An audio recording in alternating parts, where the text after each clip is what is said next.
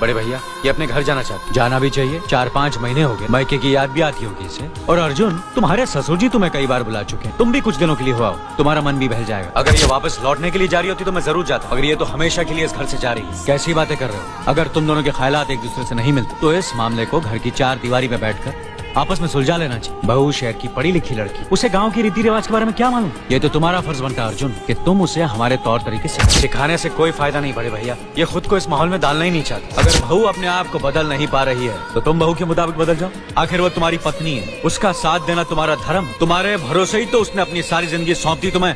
अर्जुन, मेरे दर पर तुम तड़प उठो, क्योंकि हम दोनों एक ही माँ की संतान, खून का रिश्ता है हमारा। मगर पत्नी का नाता उससे कहीं ज्यादा गहरा होता है, क्योंकि वो पराये घर से आकर अपनों से कहीं ज्यादा अपनी हो जाती है। पति शरीर है तो पत्नी उसकी आत्मा है। पत्नी ही पति के जीवन को सही अर्थ देती है, उसे कामयाब बनाती है। पत्नी के बगैर पति बेजान और बेमाने हो जाते हैं। अगर आज तुम अपनी पत्नी को हमेशा के लिए उसके मायके छोड़ाओगे तो ये गाँव, ये समाज क्या कहेगा हमारे बारे में? न्याय के सिंहासन पर बैठकर जो लोगों के अच्छे बुरे का फैसला करता है, अगर उसी के घर में नाइंसाफी होगी तो लोग हंसेंगे हम पर। बड़े भैया, मुझसे भूल हो गई।